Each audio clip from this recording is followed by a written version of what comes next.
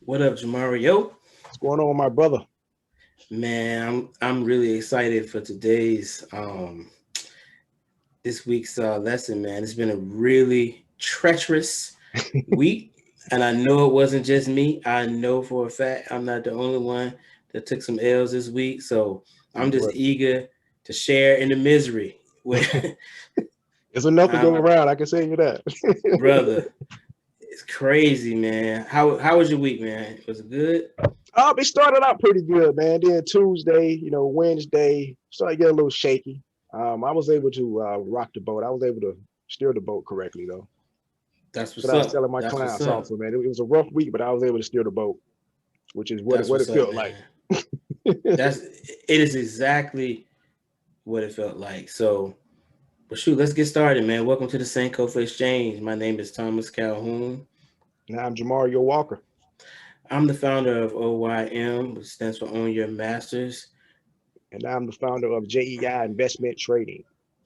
So on the Sankofa Exchange, we talk about what happened last week in the market, and then we bring you forward to this week and what to look forward to. So let's get started. Let's get started. Let's go. Let's go. Hot in the streets. So this week we have Mr. Sean Carter back with us again, talking to us about or having shown us how to bring hustle to the big leagues.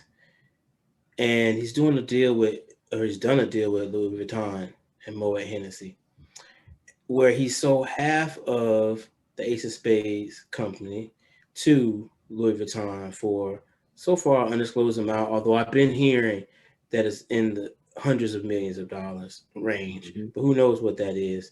And it's probably some of it probably is in stock, I'm sure.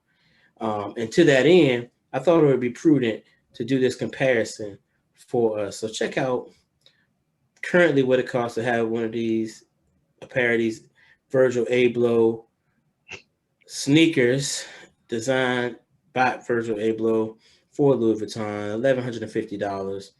Just a small piece of change. Dang. If you got half that, if you only got half that, you can buy a belt for $590. And then, of course, the bag that we've all seen around town, about $1,300. But if you wanted to own a piece of the company, it'll only cost you $127. So I really just thought that we should bring that up because as we all are familiar with Jay-Z and the moves that he's making, but the moves that he's making are uh, so important and so powerful because he is committed to ownership. And like I said before, OYM stands for Own Your Masters. So not only does he own his music masters, but he owns everything he participates in.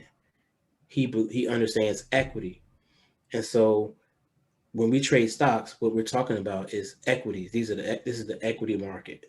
These are the equity market. So what we want to do is have equity in the things that we own, and we need to place equity above all the other foolishness that we have in our lives. So Mm. not to say that I don't participate in fashion because I have a fashion company, but I also want to say that is it important that we are managing both sides. I mean, Jay has, I'm sure this is a very expensive suit he's wearing in this photo. However, he's he's earned that. He's Yeah. earned that. Am I right? He's earned the right to do that because he has equity in so many other things. So, not to beat the horse, pull up that chart, man. Let's take a look at the chart. Yes, sir. Yes, sir. So, look, this is a beautiful chart, by the way. Man, look at So, that. we have our 50 period here, and what is this? Is this year to date? What do we have here, Jamario? It's 3 months.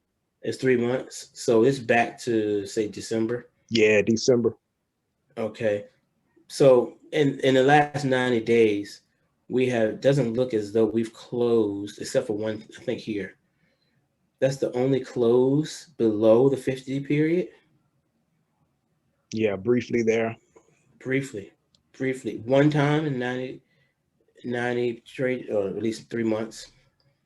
So about 60, probably 60 plus trading days. That's amazing, man. Uh, That's a stock with very little weakness, if any.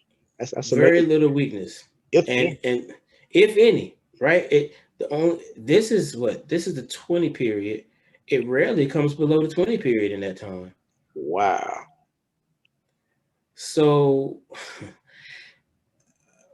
I think we need to consider again, if you have enough money to buy a pair of shoes or a bag, then you have enough money to purchase 10 shares or more of this. And that's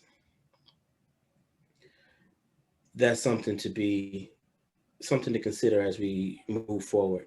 Now, what's really important to note is that look where we are right now. We are right by this 50 period average. And it looks like we bounced up off of it. So if this continues to hold, and we won't know what's going to happen. Now, what's nasty about it is looks like we got this MACD crossover, which isn't good. Yeah. So what we want to do is we want to look for that MACD to start to find support. And then we're going to start to build our positions. So let's assume that you have the money for a pair of those shoes. Let's go back. Look at that. Yeah. So if you have $1,100, $1,200, then it stands to reason that you can buy 10 shares of this. So why not put in an order to buy one share if as it comes down to that 50 period? And we just start to build our position over time. You don't have to rush in. Fools rush in. But we start to build a position, start to watch it, and then as it crosses back above this zero line here on your MACD, you may be able to fill in your position and ride it up. So when we're watching the news, we don't just want to watch the news and consume it. We want to find the actionable information in it and make decisions that are going to better our lives. And maybe we can wear one of those nice suits or buy a pair of those shoes with the money we make from the stock. And that's what's hot in the streets. I like it. Nothing else need to be said, man. Let's move forward. What we got, man? Let's talk a little bit of that street slang. Street slang. What's up? What you got for us? I know you're going to teach us. Give us some of that good word, man. Good word. Woof. Good word about last week, huh? We'll see. Ouch. As you can see, so we were down on all the indexes, man. Down 5% on the Qs, almost 3% on the SPY, 2% on the Dow, and down 3% on the IWM. Now, last week, I think Dow was the only one that was positive last week by just a little bit, by maybe just a hair. But you can see they're all negative this week. Just an ugly week in the markets. We can't deny that. Yeah, man. Just ugly all the way around. We can't deny it. Yeah, man. It's terrible. Terrible. So let's take a quick look at the Dow. So Monday, Tuesday, Wednesday, Thursday, Friday. We can see the Dow was the one that tried to hold up in the first half of the week. Actually made a new high. Thursday had a bearish engulfing on Thursday, and then we followed it down on Friday. Break down that bearish engulfing, man. You speaking that street slang, man. You got to break that down. So what happens is we've got a nice green bar here, that's bullish bar, and it's overtaken by this red bar, and it overtakes it completely.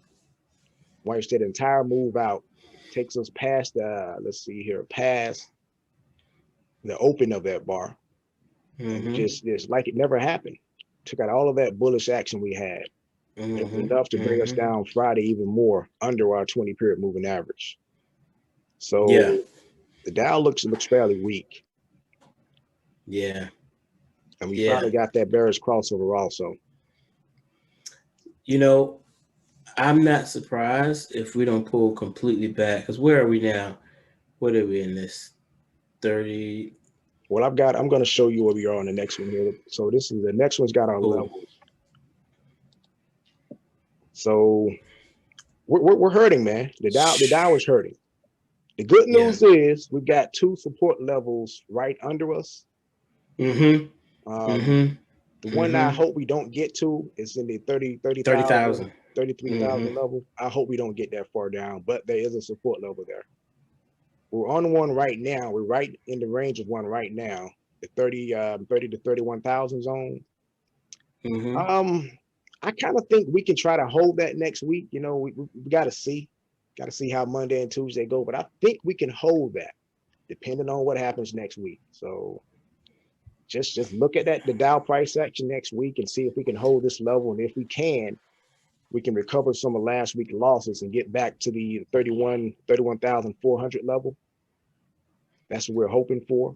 And if we can get that, you know, we can go back to our recent, we just hit all-time highs in the Dow, man, just last week. And that's what makes me believe that we're going to pull back to 30,000. I have or what is that, 30 to 30,200 to 30,000,300? That's zone one. Down here, you think we're going to come all the way down there? Yeah. It's a strong possibility. And that's why that MACD, the reason why is because a large number of the stocks that were working prior to that are Dow stocks or just industrial, stocks or whatever, that just long-standing companies, right? I mean, and for whatever reason, and it could have just been profit taking or whatever. At the end of the month, people have to show that they made a profit, right? Oh yeah. So that could have been what's going on in these funds or whatever. But I thought that was a really nasty price action in the Dow. The Dow and the Nasdaq completely traded places on Friday. Yeah, you're right, man. And so we'll get into that, I know, sure. But I just feel that if I just think this is going to be breached, if for no other reason, because we just hit an all-time high. Yeah. And so we've got the support levels, guys. So we'll see what happens, man. Thomas is right. There's a high likelihood we can come back down here, retest these lows again. It's a high likelihood. Watch for that. Watch for that this coming week. So let's go to the Nasdaq. Woo, man. So the Nasdaq spent all of last week under the 20-period moving average. All of it. Yeah. Massive gap down start Monday, gap down again Tuesday. But as you can see, we fought back and, fought back off the lows on Tuesday and recovered a lot of that move, but not enough to bite into this bar. Not enough to get up there. Wednesday, we tried to fight a little bit more. Took us off the lows of Tuesday, which is a pretty good move. But Thursday, and then Friday.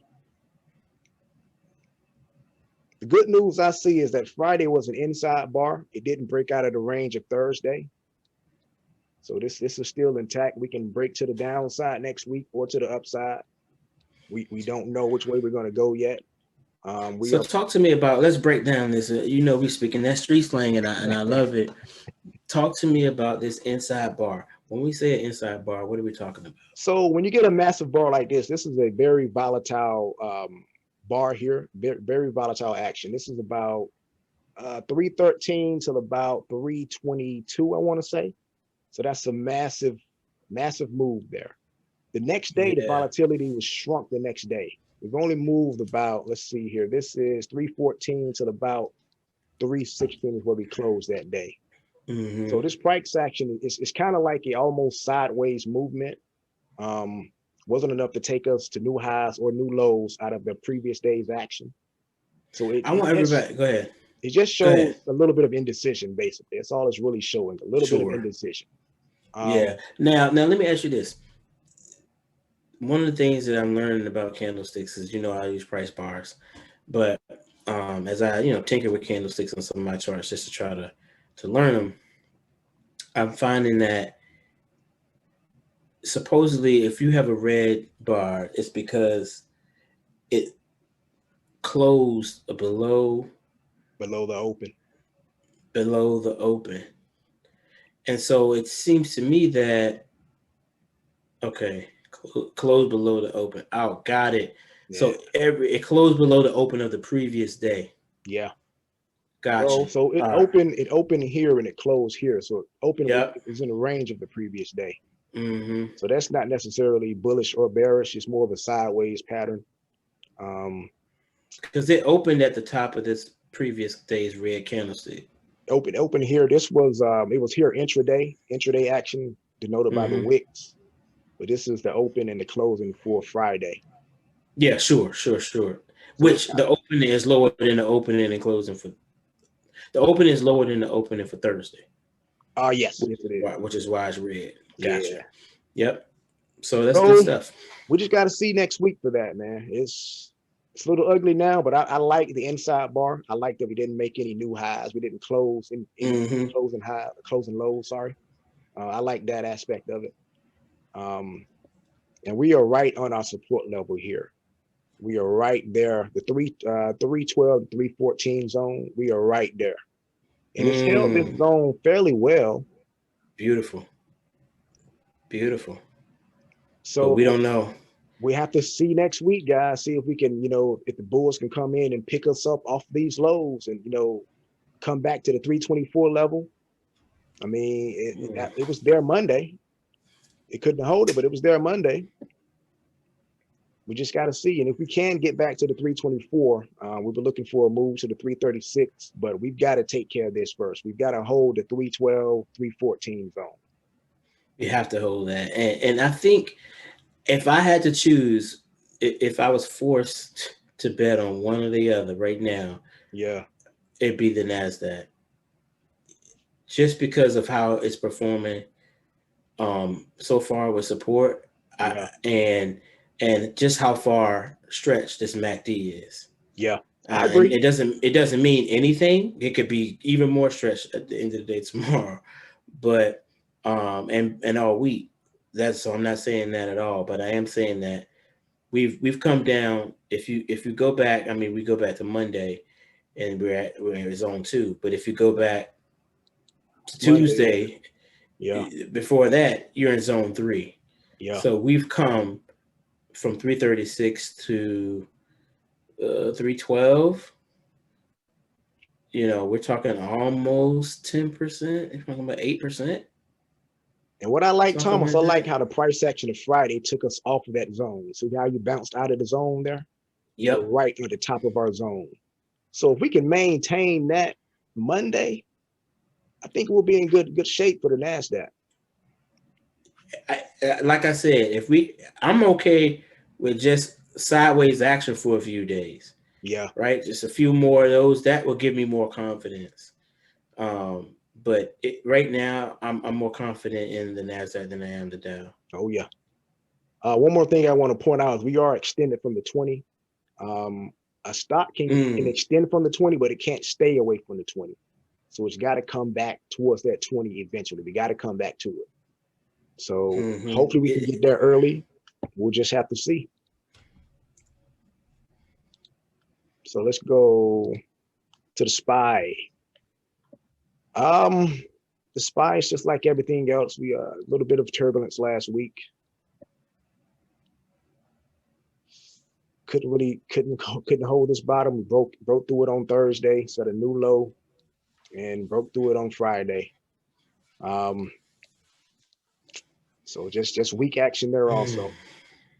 If you go a little bit deeper, let's take it back a little bit. We still got some room to drop before we get to our zone here. So the SPY's got a little more room to drop. So you get to the 376, 377 zone. And then we got our resistance up here at 389, 390.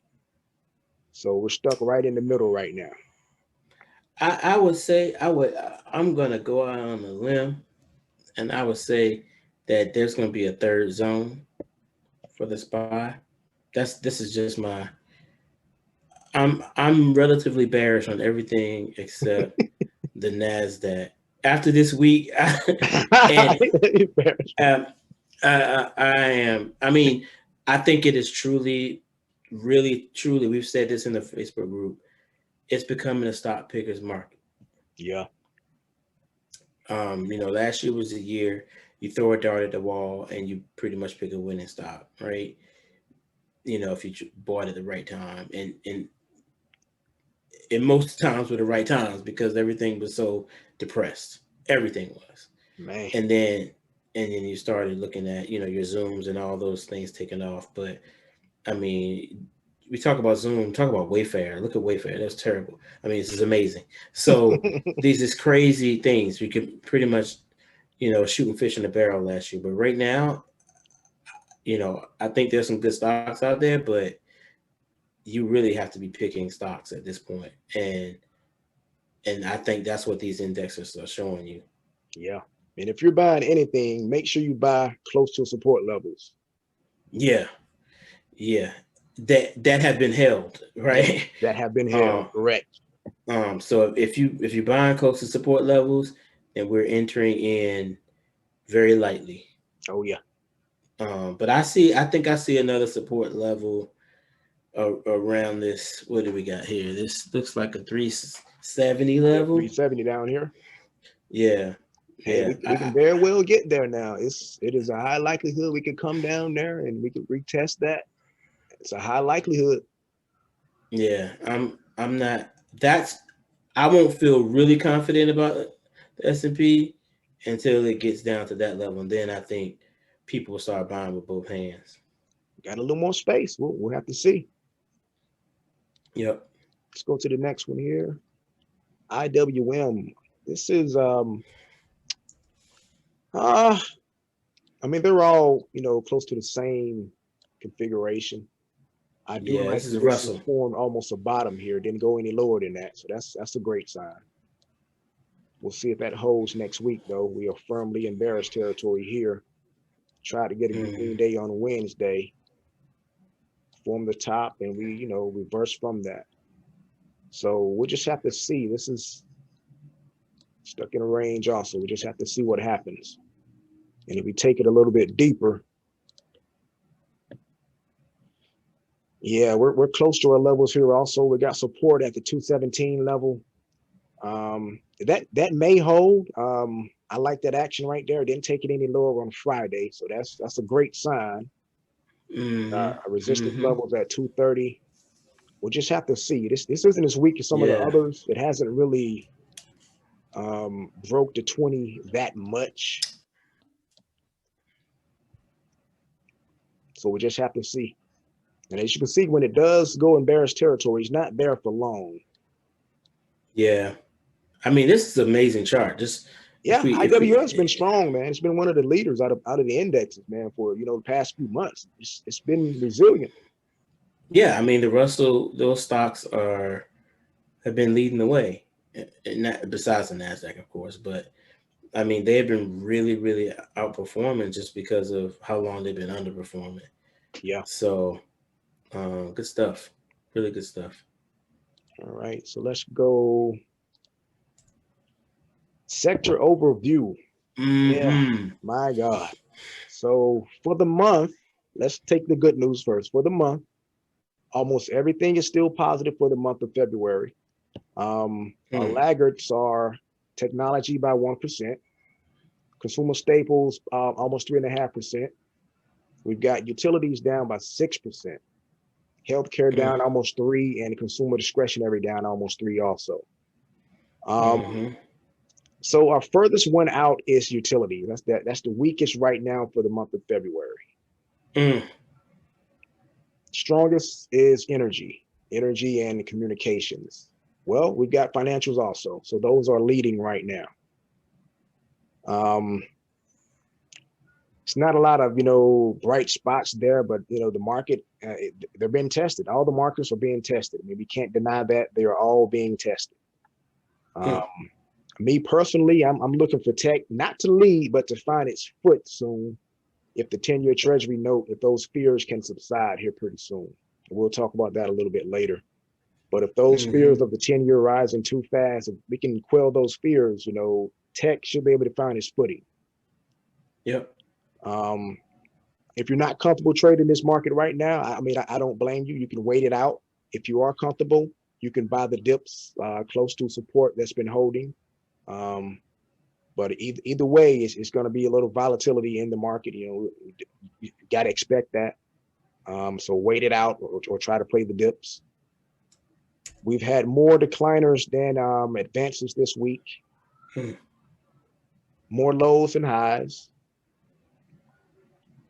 And our down volume has outpaced our up volume. So this was a negative week across the board for the markets. I mean, everything's being tested. We can't deny that.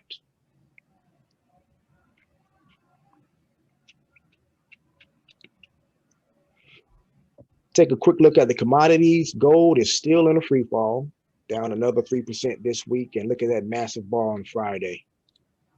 That's the largest bar up until what's that? Beginning of the year. So yeah, gold is on a free fall. Silver's holding up a little bit better. We got a 23 support zone here that we're trying to hold.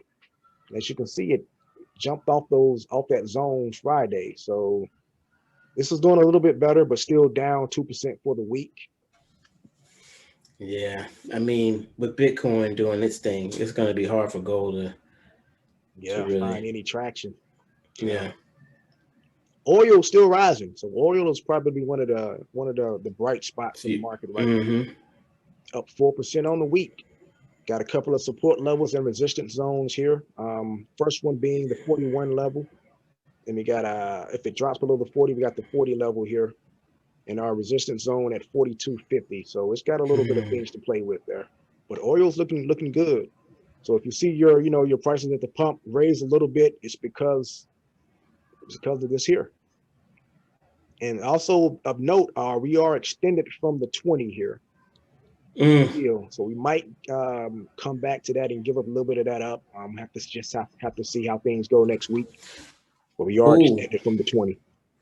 Now, since we're still talking that street slang, check it out.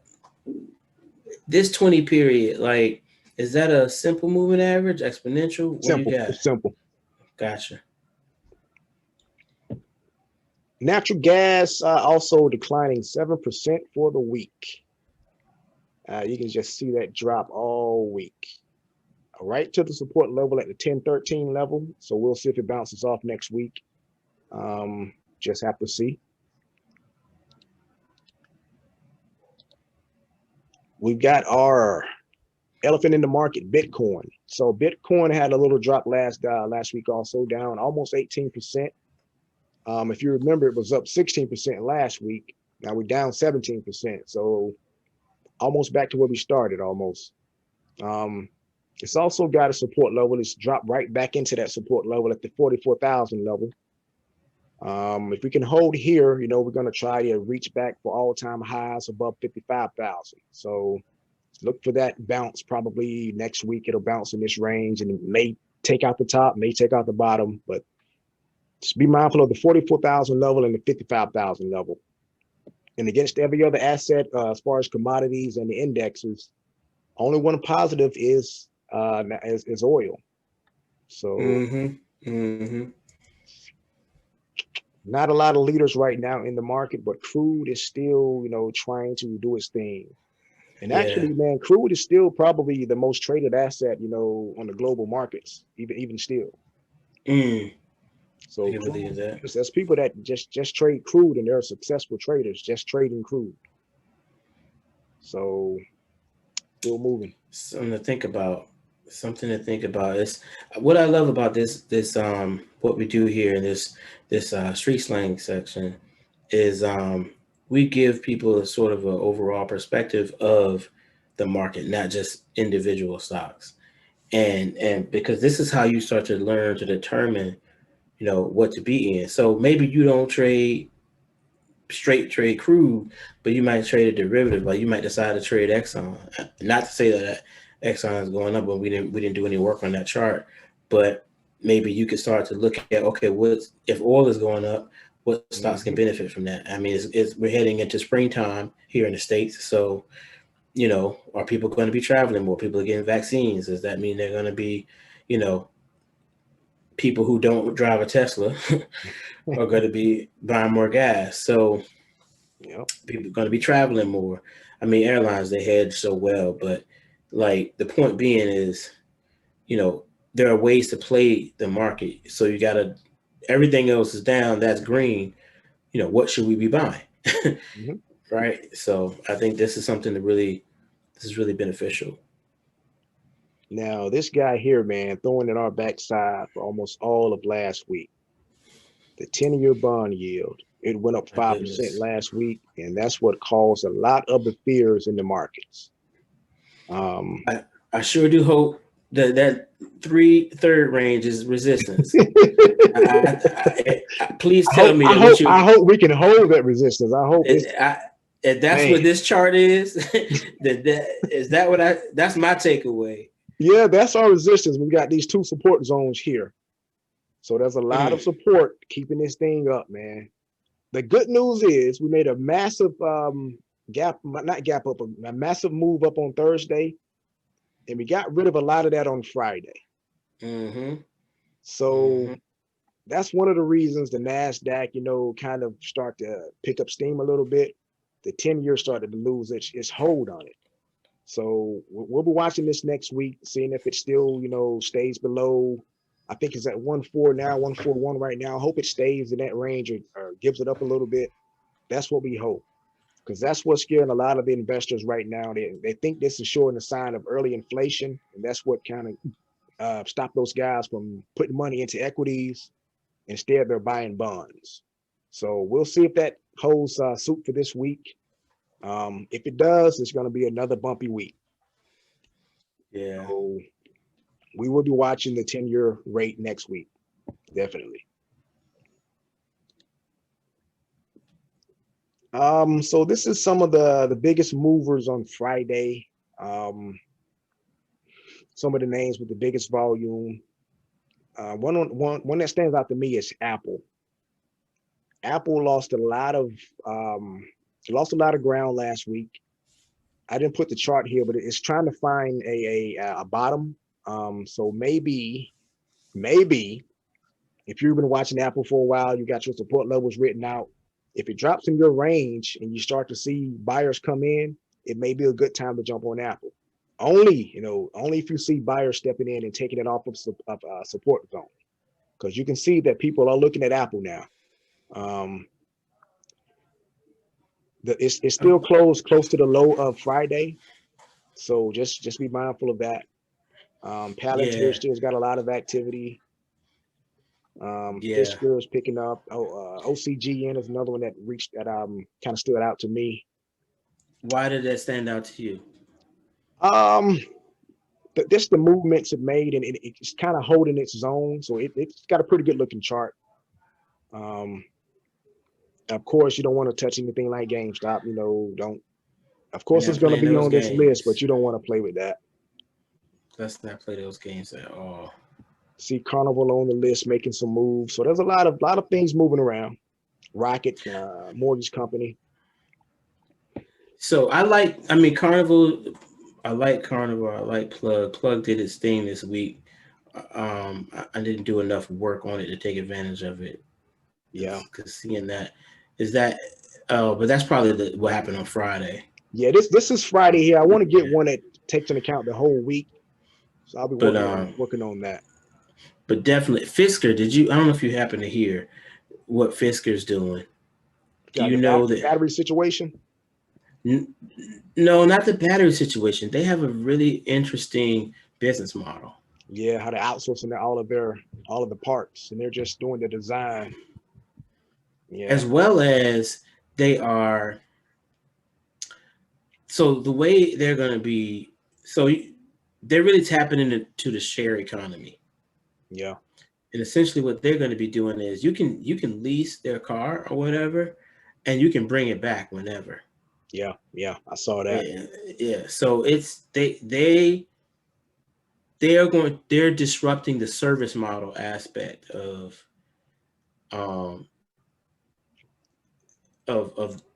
electronic vehicle delivery, and I'm really interested to see how they play that. Yeah, really. Yeah, I like Fisker also for that same reason. I like their business model. They're outsourcing a lot of the things associated with building their cars. And they're mainly handling, the design portion and, customer relations, which is really making them into a lean green fighting machine. So I like it. As far as their chart, I like Neo's chart a little bit more. It's not on this list, but Neo's got a very good chart coming down to nice support levels. It's looking real good. So yeah, Neo, another good one. For sure. I should be kicked because I originally bought Neo at around $12. Man. So we won't have that conversation today because I don't have enough alcohol in the house to. What I want, man, I want a true EV ETF, electric vehicle ETF. It's not one on the market right now. I really want to see one of those because there's a lot of electric vehicle companies and battery suppliers and all of that. There's a lot of people in that space. There's a lot of people in that space, man. Good stuff. Oh, I want to talk about Carnival because I really do believe that Norwegian is a better company. Okay. I'm almost certain they have a better balance sheet. Okay.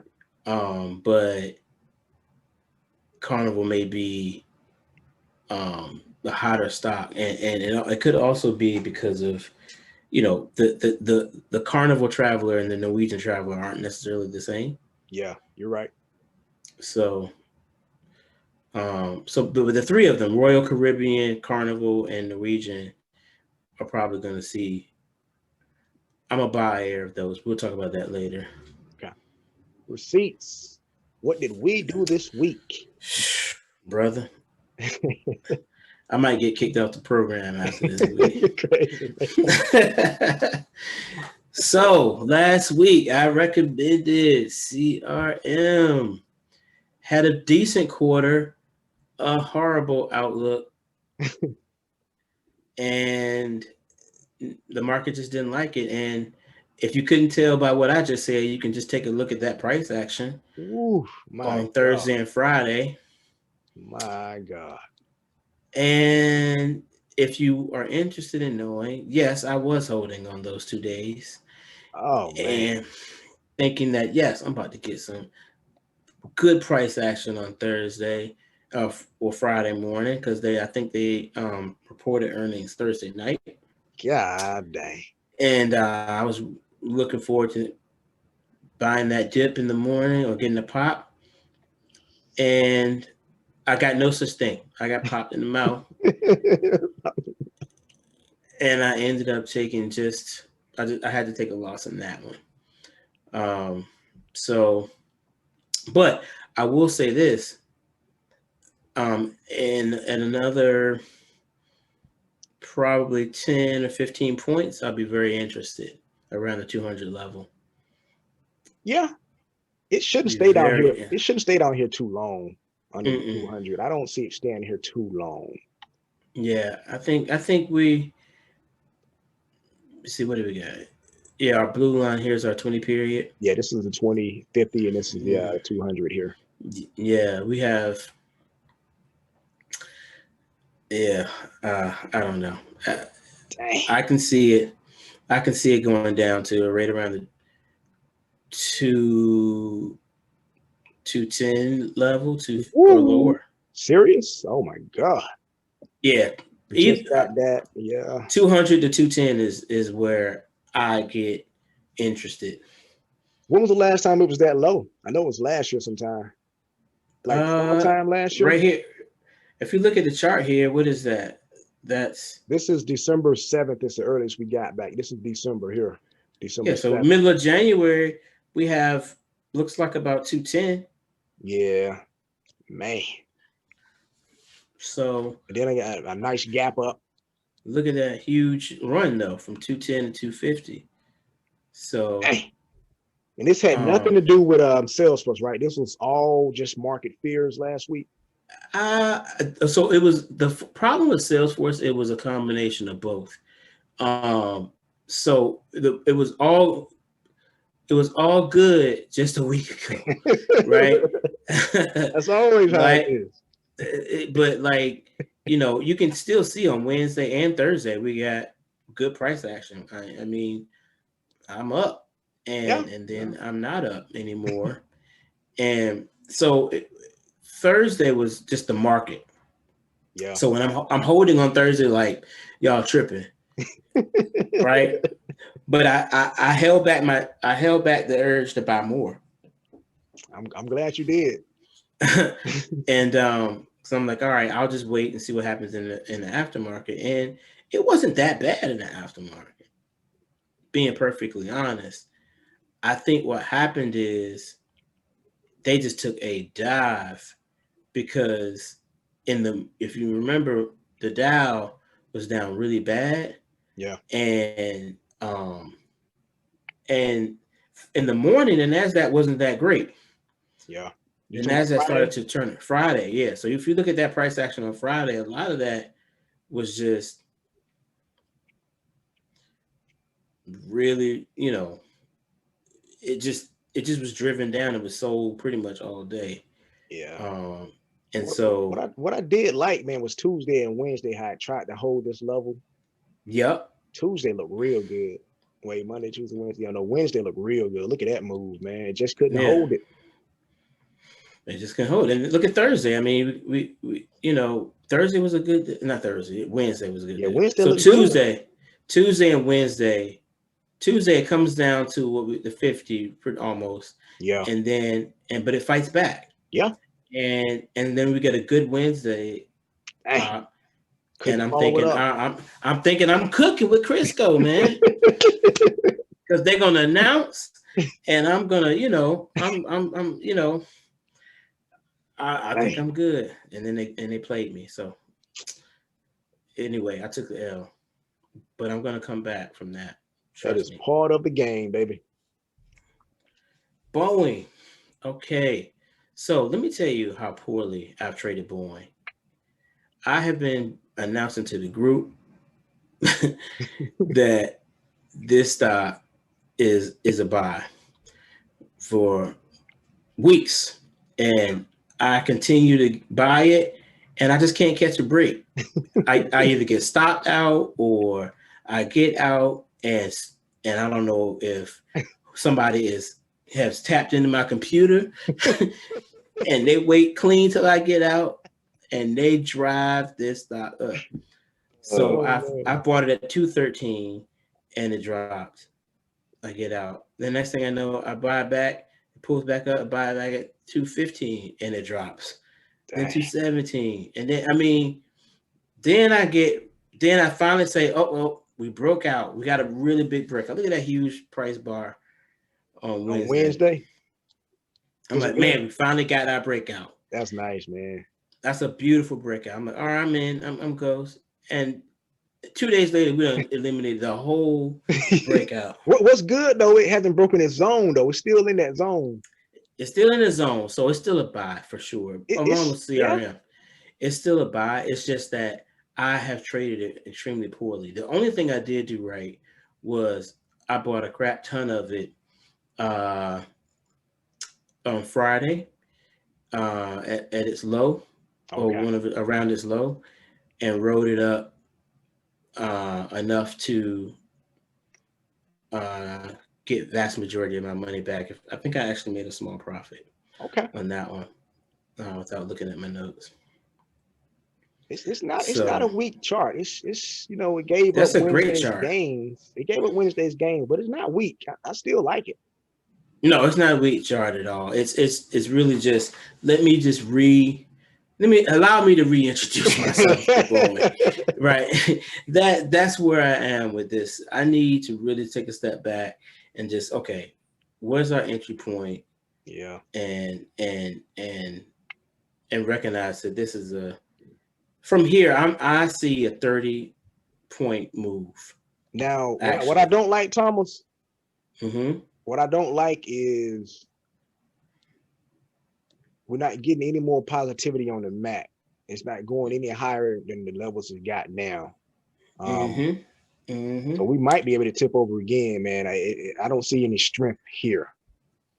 There's not a lot of strength, and what you're seeing here is sideways action. Yeah, this is just indecision, because you have a Dow component that really the best. You have to buy this on the vaccine. You have to buy this on the fundamentals of the business being positive going forward. Like, who you're going to either buy a Boeing plane or an Airbus plane for the most part. Oh yeah, right. Oh, yeah. I mean, And it's the only plane that can fly with one engine, man. It landed with one engine, man. Like, I mean, as bad as those parts were landing in people's yard, yeah, nobody died because it literally turned around and went back to. Yep, and it's designed to sustain losing one engine. I didn't know that till last week, man. Right. That's amazing, man. So, they paid a few $1 million and that's fine. But at the end of the day, this stock is super resilient. I mean, they had one of the worst quarters I've ever seen. Yeah. And they fought through that. And then they've had just bad news. And then last week was just, outlandish. I just can't catch a break. I'm telling you. I was like, oh, we about to break out. And then that happened. I got out. And if I hadn't, I would have made a ton of bread on that big jump. But I would have lost it all anyway on Thursday and Friday. So let's change the subject. Let's change the subject. Change the subject. The point being is I probably had a zero or small profit, small loss there, but that is a buy. Yeah, I like it too, man. Let's take a look at Square. Okay, so Square, I'm not sure if you're buying Square or you're buying Bitcoin. It's not clear to me. I mean, at this point, Square is just a proxy for Bitcoin. Yeah. I just don't understand what they're doing, and it's starting to look like PayPal is going to eat their lunch. That said, I do believe that they got an analyst upgrade, price target 288. Yeah. So when all this shakes out, I mean, people are just like, what is the core business doing? Or is Bitcoin your core business? What is your core business? Because everything was about how much Bitcoin they're buying and what they're doing with that. Yeah. And they just didn't have the greatest call. In addition to that, it's kind of seen as fintech, which is tech, which is Nasdaq, which is a no buy it's in the no buy zone as long as the 10 years increasing. So be careful. Be careful with that one. But how did I deal with that? I think I did another dollar cost average, but that one I did make a profit. What I like is it's under the 50. It's only been very small profit in the last couple of months. So it's still fairly strong. It's not going to stay below the 50 long. I don't see that staying there for long. It's been a strong stock, man. It's a strong stock. When it dipped back here in January, late January, it dipped below 200. Yeah. For a split second. And you can see, I mean, this is about 198 or so when that. Yeah. And it went straight, almost on a straight line, pretty much to like 283 or in that time, in that range. Dang, look at that. And that's within, what's that? How many days was that? That's just days. 10 days. It's not even a whole month. Up. My God. Oof. That's a nice move, man. Yeah. So we're talking about, it looks like about 2.5 weeks, maybe 2.5, 3 weeks. You're talking 80 points plus. So this thing, when it gets ready to go, it moves. Yeah. And my suggestion is to start watching it and see how this 10-year acts, because the second that 10-year starts to behave, the Nasdaq is going to roar again. But this is a good one to keep in your back pocket, man. And make sure you buy it when it's close to the 20. You want to buy it there so you can take advantage of that upside movement.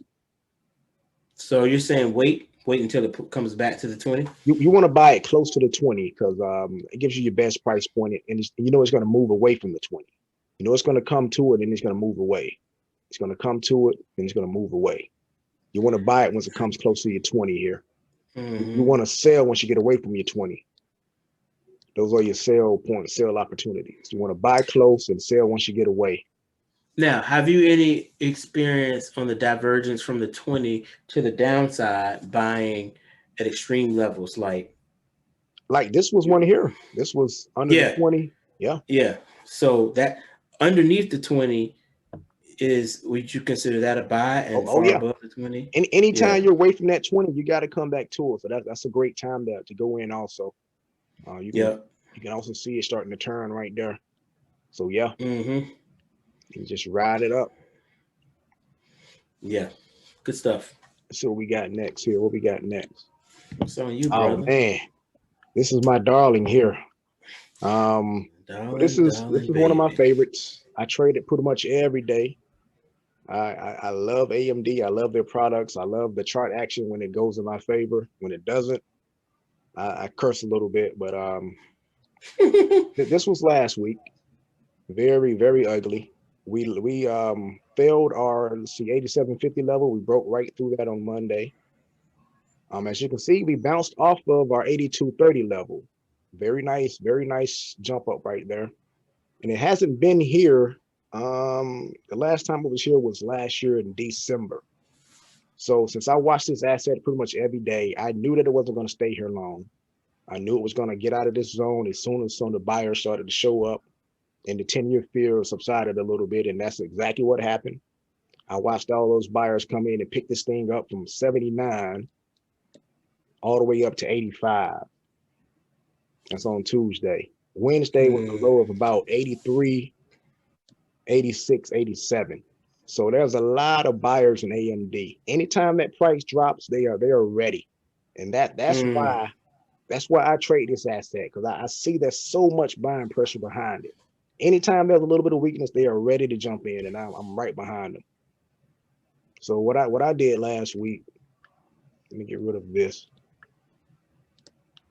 So this is a 5-day, 10-minute chart. We got Monday, Tuesday, Wednesday, and then Friday here. So when I saw that drop Monday, it was ugly. It hurt a little bit. I had to cut a couple of trades in the morning time. But what I did, once I saw this gap down and this massive 10-minute bar up, I bought the dip. I'm one of those guys that buy the dip. When you hear people saying buy the dip, if you can see your now, did you buy at the top of that massive bar? So I bought on the way down and also at the bottom here. So I did about 2 buys on Tuesday, 6 contracts total. So you legit bought the dip. Not you didn't buy the rise. The reason being, when you're dealing with options and you get a massive drop like this, those call options are very cheap. Very cheap. So these were less than $1 per contract. Very cheap. Usually they're $5 and $6 per contract. They were less than $1 because there's a high likelihood that it's not going to come back up. Right. But since I watched this asset and I know it's going to come back up, I jumped in on those cheap options, those cheap call options, bought 6. I sold 2 of them on Tuesday, sold 2 more on Wednesday, sold the rest on Thursday. So I took advantage of this entire move. Reason being, we jumped off the lows and we came back and made a higher low. Now, why do you use the 200 period average? Well, the 200 is important. Chart. The 200 is important on any chart. It's a very major level on any chart you look at. I never leave home without it. As you can see, price action bumped into the 200 here. Was that Thursday? We gave up some of our gains, but still we reached those higher lows from Tuesday. So that is very nice chart action from AMD. Those bulls are still in AMD because they know that if it goes below 85, people are ready to jump on it. Anytime it's below 85, they are ready, and I'm right there with them. So I'm a big proponent of finding your asset, studying that asset, studying your support levels. And when it comes down to that support level and you see your buyers jump in, you jump in with them. But now, how do you know that your buyers are jumping in? Break it down for us. you just got to watch the price action. Mm-hmm. I watch this asset every day, man. So I know what's going on. I can see when institutions are jumping in. Like this bar here, that's a 10-minute, that's a 10-minute bar.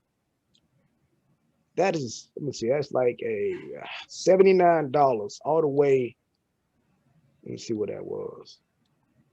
Almost $82 in 10 minutes. That's a big move, man. And It's huge. if I had a smaller time frame, you could really see how it just stair-stepped the entire way.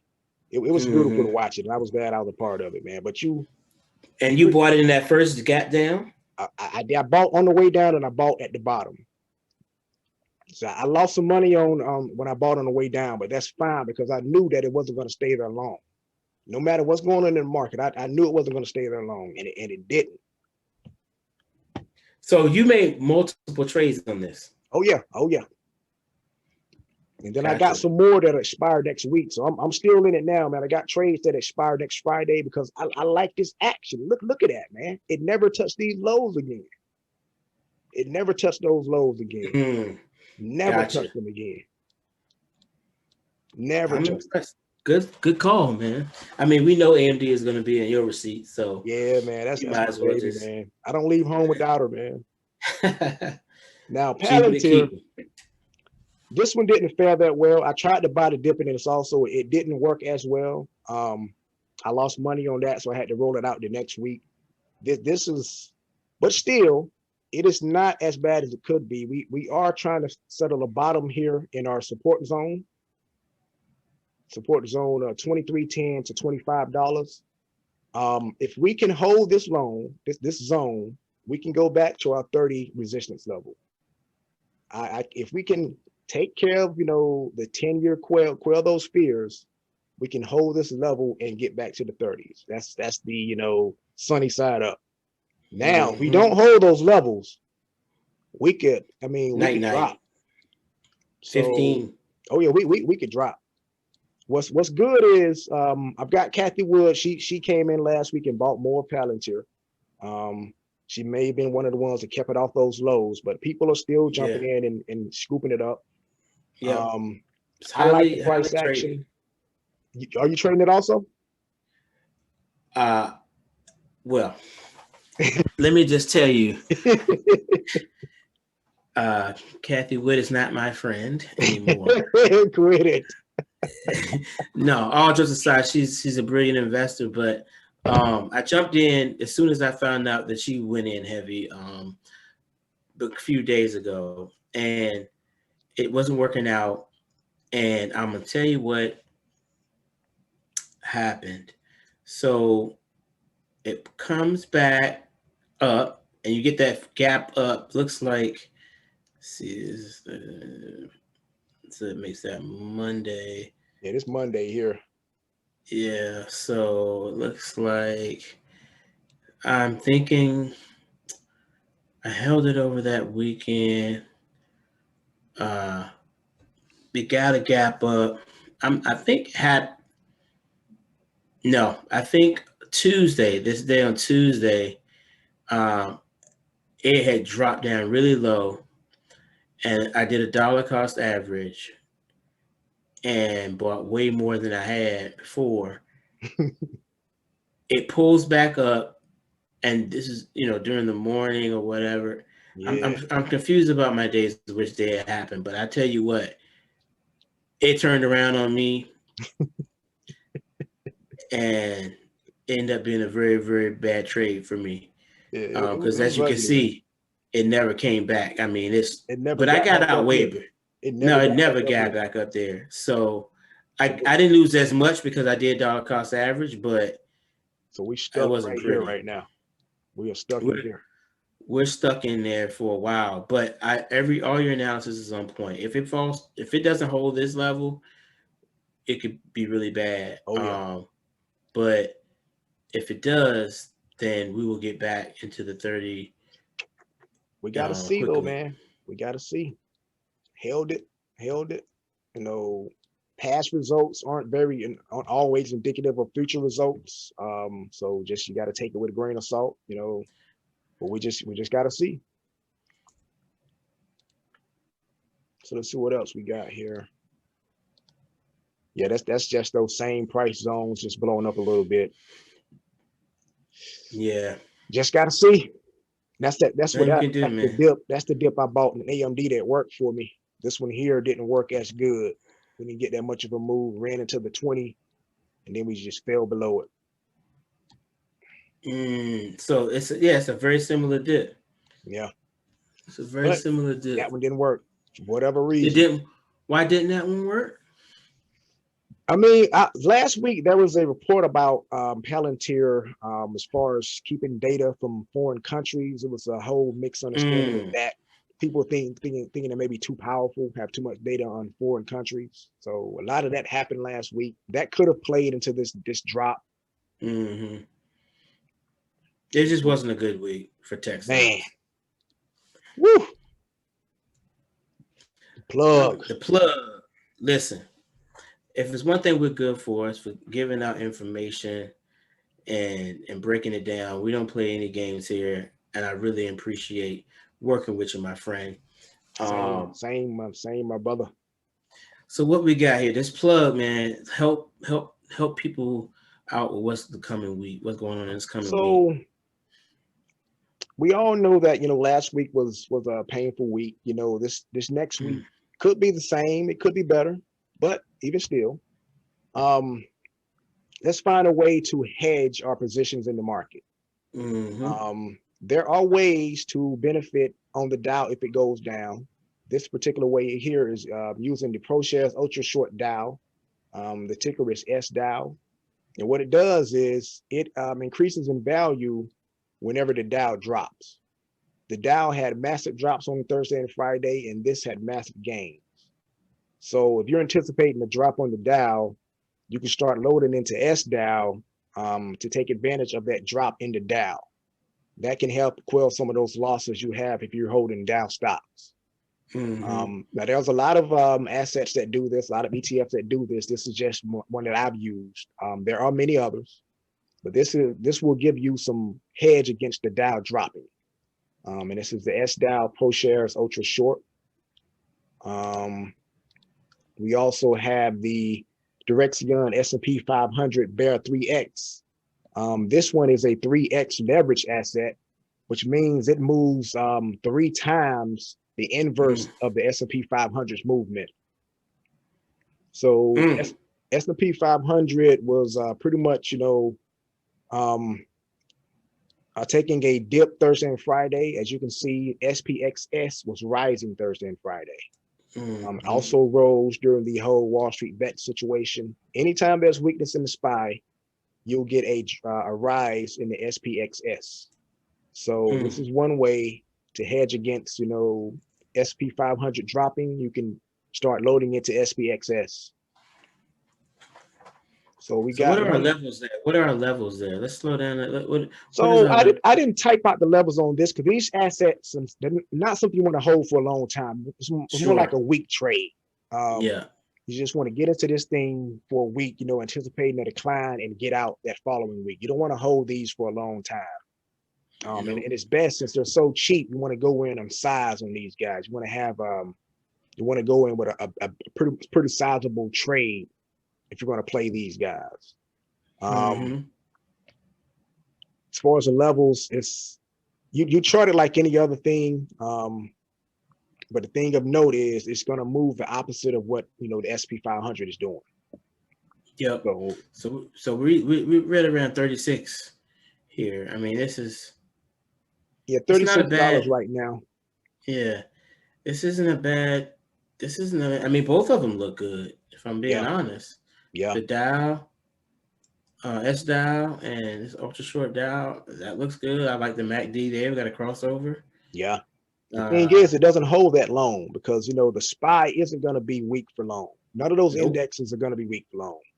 You got to get in. Yeah. That's why these are quick trades. You want to get these in place before the action starts happening. This is for the next drop or the next crash. I got one more here also. And pretty much any asset you trade, there's an inverse to that asset in the market. You just got to look for it. Even the sectors are the inverses for the sectors. So this is the SQQQ, which is short. It's a Pro Shares Ultra Short, the Qs. As you can see the action here. This joker shot up all last week. You know, the Qs were under the 20 all last week. This was above the 20. Literally the inverse. Literally the inverse. Literally the inverse. But you can see it's extended from the 20. Probably won't stay there long. We were extended here too. Didn't stay there long. Yeah, I'm not so interested in this one. This tells us that the Qs should be in a pretty good position next week if we can hold. If we can hold. Yeah. So the markets are weak right now. They are weak, but if we can hold, we've got room to run if we can hold, or room to run to the side. Yeah, exactly. Exactly. So I'll talk a little bit about Norwegian. So again, I mentioned earlier, I think Norwegian is the better at least of the three in terms of the balance sheet, although Royal Caribbean is top grade as from a cruise line perspective. But Norwegian has a really good balance sheet, really good, has run really well, good CEO. And the Royal Caribbean has some really, really good future buy now, sale later sales. But this had a pretty good quarter as well. Norwegian had a pretty good quarter, and the price action was really good. So I called it in the group last Sunday night, and it was about at 26, 27.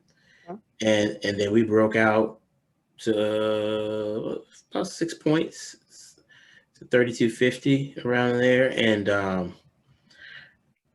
then they announced earnings. The day they announced earnings that morning, Thursday morning, I believe. Oh, here? Yeah. Yeah. Because actually it went to like 33 that morning, almost 33. Man. And it turned around. Now, I didn't have a tight enough, this is sort of receipts and the plug. I didn't have a tight enough trailing stop on it. So I ended up losing a little bit more than I wanted to in terms of my profits, but I did make a profit. Okay. So because I bought it at 29. Okay. So so my point is, from the plug perspective, is should it pull back to that 26? Yeah, this level range, this land right here, you might want to start entering a position, because what I think is going to happen is, as this 10-year thing shakes out and we get all this selling done, you're going to get really good tech stocks moving forward to the upside, and you're going to get really good reopening stocks. Yeah, going to the tech side. They don't have to trade, inversely, right? So that's my reasoning for putting that out there as an opportunity. And I do think it's going to give a little bit of those gains. This has got to resolve itself. This has got to work itself out. Yeah, it's gonna. Yeah, I mean, if you look at the MACD, it got pretty stretched pretty fast. And look at this here, man. This configuration is close to that. Got a nice green, red, and another it is green. Exactly it. Green, red, and another green. So it's the thing with this chart. If you look at it, it tends to, or this stock, it tends to pull back and kind of trade in a range. The only thing that's different this time is the news. We have a vaccine. We have people buying, and as far as I know, this is set. This high is higher than it's been since the pandemic. 52 high, $37. Yeah. Yeah. So, so it's a good opportunity between about 25, 26. That's very and nice. 30. Look at the Wall Street bets. The Wall Street bets didn't drop it below it. It's regular lows there. No, because it's been trading sideways since last year. Yeah. Pretty much. So That's pretty nice, man. That's nice. What happened here, man? Why did it shoot up out of the range here? Like around Valentine's. Probably Valentine. People could have been gifts. People buying Cruises next year or cruise. something. But I think it really has to do with that was right around the time it started to make its move. And again, you had earnings coming later that the following week. So Okay. I think people were buying it up in expectation that the earnings were going to be good. Yeah. And so it's one of those things where it's kind of like buy the rumor, sell the news. Yeah. I hate those, man. Yeah. So unfortunately, and because that's what I detected in my homework, because the money is made in the market when the market is actually closed, right? You do your homework, right? So I had done my homework Sunday night, and I found out that it had been already started to make that move. So I said, okay, Monday we need to be looking to get into this, guys, and I did. So I was up significantly because I got in that Monday. I like it, but too much pullback. So let's go. Let's see what it does next week. Hope it can hold this level next week. If it can hold this, man, build on this. This probably should have been in our street talk section or street slang section, but also it fits here as well because I like to look at both the Qs, which is something you can trade, and I guess I don't trade the composite itself, right? We trade the Qs, but I think that it's good to look at the actual levels. Yeah. And if you really look at these levels, it actually is holding up around that 13, maybe 13.2. Yeah, you're right. Level. It's right there. It's just kind of hanging out. And a poor man's way to do that is just kind of draw a line through and see how many price bars you cross.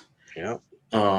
And that actually is right around 13.2. So if it continues to hold that, and we're starting to get some positive action on the MACD, not super positive, but basically sideways.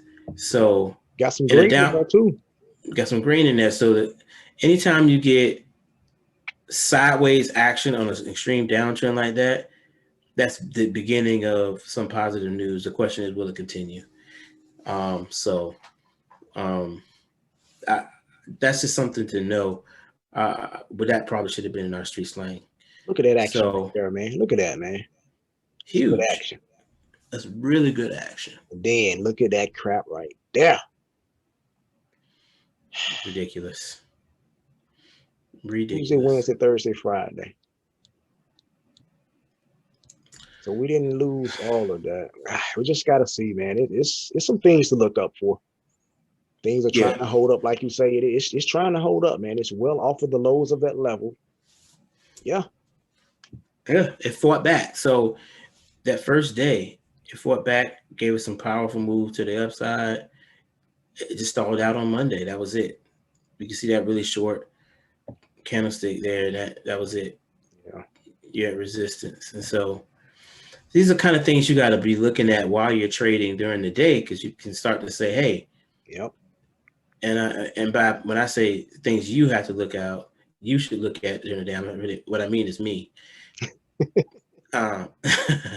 So these are things, if you start to see it power up like this and then you get a real weak day, doesn't mean necessarily that it's not going up the next day. No, but maybe you can start lightening up. Yep. So anyway, something. What else we got? What else we got, buddy? Street slang. Marriott. Marriott was another one I called last Sunday. Whoa. And I unfortunately, I didn't have enough dry powder to get a meaningful position in this. So, but I mean, yeah, that's the what do we have? So that's Monday. So yeah, I saw this price action on Sunday, that first gap up bar. Yeah, Sunday here. Yeah. So then I said, okay, that was that Friday before. So I'm like, oh, that's a buy. Broke out of that Sure. zone. For sure. It broke out. So yeah, we still got another, it looks like maybe, what do we have? Maybe we got another, probably got almost 20 points, 25 points out of that. That's nice, man. 132 to almost to 160. Yeah. That's almost $30. That's nice. Yeah. Yeah. So yeah, again, I call that in the Facebook group. If you're not in the Facebook group, definitely look in the links below, join the Facebook group, subscribe to our YouTube channel. But that's what the plug is about, man. We're putting you on the things that we think are going to move in the coming week, and then we come back and we give you receipts, and we're honest. I mean, That's it. Let's you learn and can grow keep us together. honest. We're trying to learn and grow together, y'all. This is showing you the work that we put in after the markets. This is the work that we do. Yes, sir. And it's all and it's the work we love to do. So check out Southwest Airlines.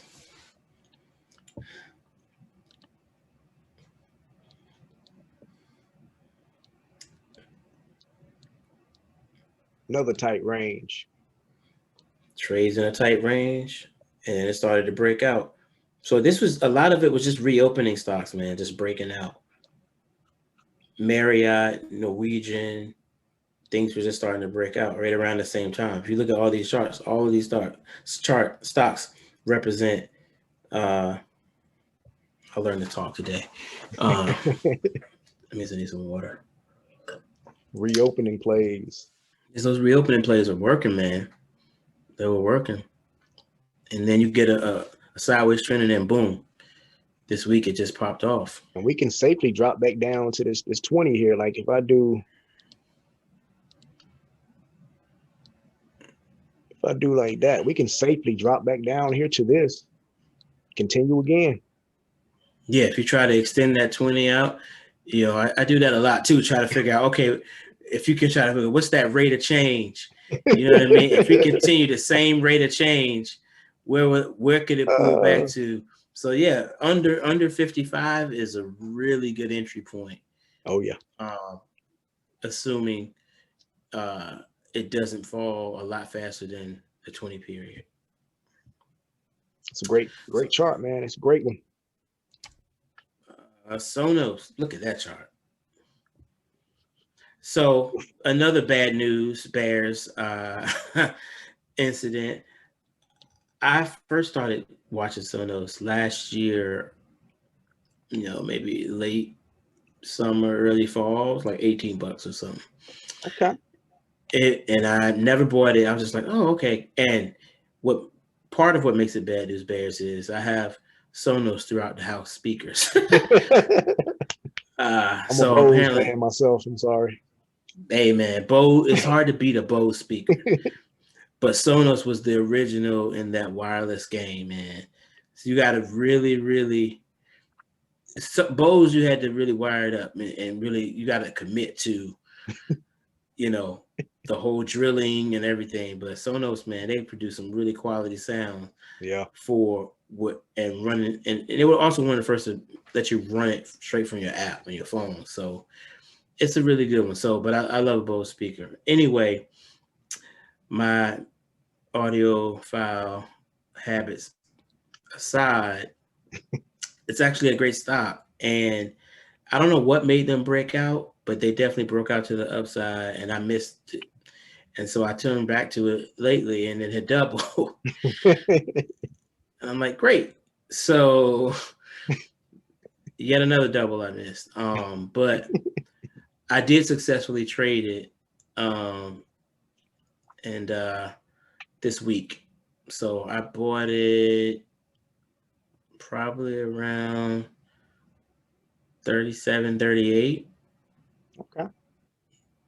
Sold it around 40, 41. So not a bad trade. Matter of fact, I bought and sold it a couple times this week. Did you buy it on Tuesday? That drop on Tuesday was a good time to get in there. No, I that's think a nice level right there. Wait, let me go back. Yeah, okay. So actually I think I bought it and sold it a few times within the same day and never it might have been Tuesday. Yeah, because on I think I got out of it on Thursday. Yeah, right at the top. Because look Yeah, at I the got top lucky. right up there. And I was like, okay, it's weakening. That one I played right. I just played it.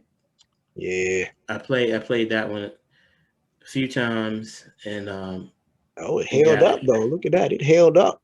Yeah, I'm not as Friday. It didn't. You know, I'm like, okay. It kept those levels from Wednesday. So I'm still looking for a slight pullback to about. And look here, man. It's $1 on Friday post market action. So she might be trying to get all-time highs. 41.55. It's a 52-week high. Yeah. And matter of fact, I think that's when it just said it. Dang.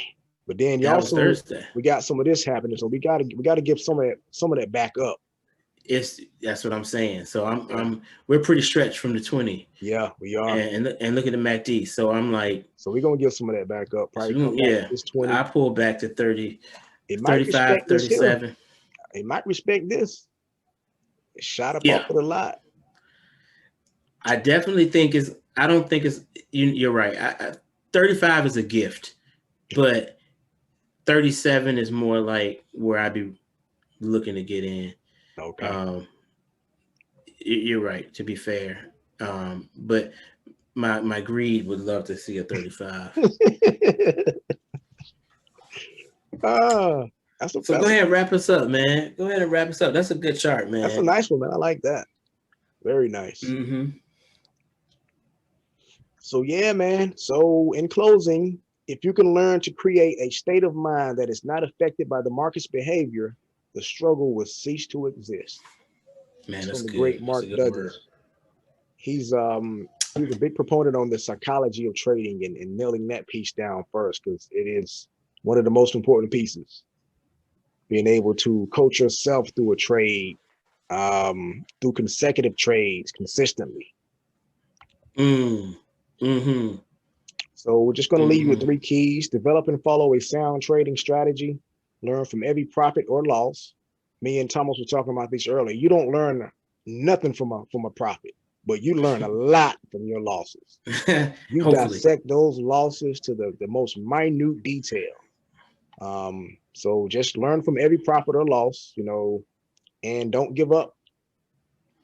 I also want to throw out there, Mario, that what Sankofa really stands for in the Sankofa Exchange. So Sankofa obviously means, or maybe not so obviously, it means to anything you have lost or had taken from you or held back from in the past can be regained in the future, in the present and the future. And so what we want to do, obviously, with the Sankofa Exchange is look back to the past week and whatever you lost, and allow you to bring that forward and recapture that for the coming week. And we really believe that this information is not being put out there a lot, especially not for people who don't speak it every day. So we want to put the right cultural context on it. Next week, we won't be doing a one-on-one with just us. We'll be doing our forum. So definitely tune in for that. If you want to be on the forum, shoot us your email and tell us what stocks that you're in, and you may have an opportunity to put your charts on the screen and talk us through your trades. Also, this episode and last week's episode was brought to you by the Native Apparel, JEI, Trade Investment Trading, OYM, on your masters, where we believe that ownership is a lifestyle. And then this week's is brought to you by Armor Glory, which is this cap I'm wearing. Great quality products. All the links will be in the bio. Definitely support some of the products and services that we're shouting out to you, because we take as much care in that as we do the stocks we trade. That's it, man. Happy trading, y'all. Good luck next week. We will see you Dope. all the next time. Later. Peace.